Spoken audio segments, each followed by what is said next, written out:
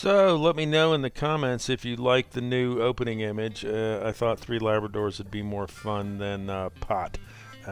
This is the Home Security Force Jelly, Peanut Butter, and Hobbs. Hobbs is the one on the right. He's an old man now.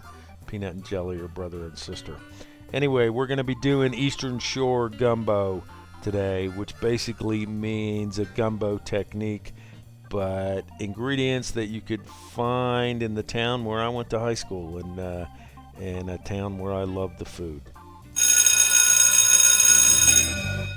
So I'm going to apologize to my friends in Cambridge right up front with regard to some of the ingredients I'm using. I live in Colorado, and some of the things that I would like to use I don't have access to out here. But anyway, this is going to be a gumbo technique, and some people are afraid of making gumbos, really because they're afraid of making a roux. It's not that hard. We'll show you how to do it. So the roux is in front. That's that 4 tablespoons of flour and 4 tablespoons of butter. The protein that's going in here is crab, and that's really blue crab. That's Phillips blue crab, those 2 containers, the red and the green one. But I was not able to find Chesapeake oysters, so those are just oysters I can buy at my grocery store. I think they come from Korea. The veggie mix is a semi-typical gumbo mix.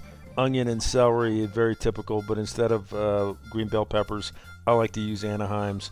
I think they add a little more zip. For the stock, I'm going to use a mix of clam juice and seafood stock that you can find at any grocery store. If I was hanging out with one of my buddies, their moms could probably make me an awesome seafood stock. I'm also going to use a little bit of miso to add some umami, some unctuousness to this dish.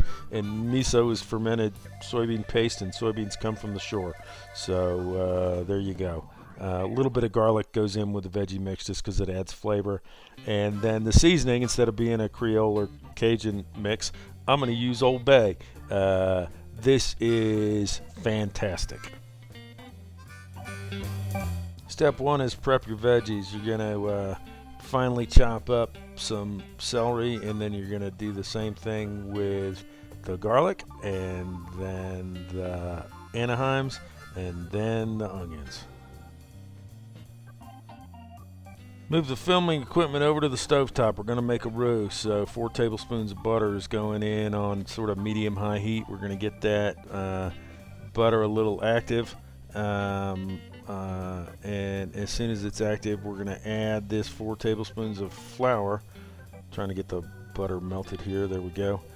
4 tablespoons of flour goes in, and now we're just going to stir, and you can't walk away from this, right? You got to keep stirring. You got to get all the flour incorporated in that butter, and then you're watching the color. It's going to start out like a really light brown, eventually start to become a darker brown. Once it's darker brown, add the veggies and get those veggies coated in that roux and start softening them right here in that roux.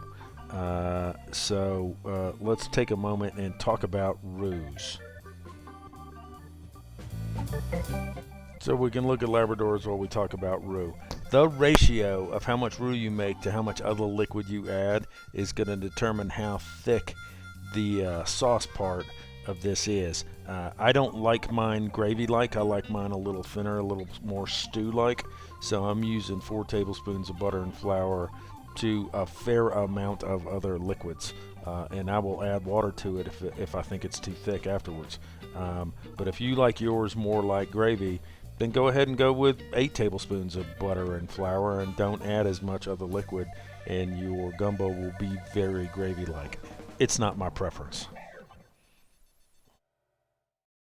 So now that we've softened the veggies, it's time to start seasoning and adding liquid. So I'm going to go with a couple tablespoons of Old Bay here. I'll add about a tablespoon later. Get that Old Bay all incorporated with the veggies.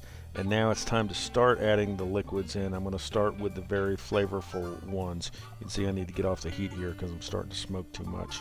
And I'm going to start with clam juice. Clam juice is quite flavorful, and you can find it in most grocery stores, and it's a great seafood stock. So I use a couple of jars of clam juice here, and then Then I'm going to take the liquor, which is what you call the liquid that's inside canned oysters, and I'm going to add the liquor from those 2 cans of oysters in here and get that all nice incorporated and get the temperature in the pot back to the right place where I want it, which is kind of a simmer. And at this point, it's time to go ahead and put those oysters in because I want them to cook just a little bit. And then once the oysters are in, it's time to think about the last batch of liquid that I intend to use. But before I do that, I'm going to drop the miso in here, which is that fermented soybean paste. So I'm going to put about a tablespoon of miso in here, and keep in mind that I've still got about a tablespoon of Old Bay that I'm going to add later. And miso and Old Bay are both quite salty, so keep in mind this is meant to be served with rice. If you don't like yours with rice, I would go with maybe a teaspoon or 2 teaspoons of miso and maybe only 2 tablespoons total of Old Bay. So now it's time to go in with the crab, and this is where I'm going to do that last tablespoon of Old Bay right on top of that crab and then mix it in. And we're really close now. I just need the rest of the liquid, which is that seafood stock that comes in a carton. And I'm going to use this whole carton. And like I said, I like mine with a stew-like consistency as opposed to a gravy-like consistency. So that works out, this amount of liquid in comparison to the amount of roux I started with. So you're done. You've made gumbo. All you need is time now. I would say this will be edible in 20 minutes, but if you give it an hour on a simmer, it'll be much better. Alright, so this is a food wine pairing episode. There's my rice, and again, with that much Old Bay and miso, you need rice to sort of cut the saltiness. And then I'm going to serve right on top of my rice, and the wine is a 2018 Riesling from Storm Cellar. It's an off dry. It's a little bit sweet, and this is a little spicy and a little salty. So the Riesling is a great choice. My friends at Storm Cellar have some great deals right now. I recommend you reach out to them. So those that know me know I'm involved in the wine industry, and this is a tough time for people who make wine and beer and things in the small independent nature. So supporting them is a really good thing to do now. This gumbo's delicious, and this off-dry white is about as perfect a pairing as you can find.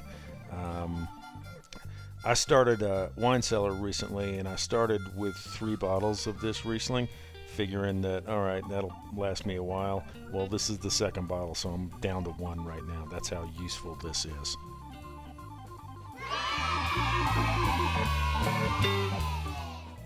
All right, we're going to finish with an image of the home security force here too.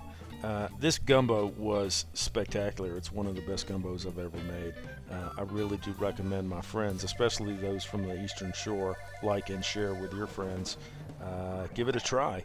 That off-dry Riesling is an excellent pairing for the salty and spicy nature of this dish. So even if you can't reach out to my friends at the Storm Cellar, look at a winery near you and see if you can't find an off-dry white to go with this. I think you're going to be really pleasantly surprised.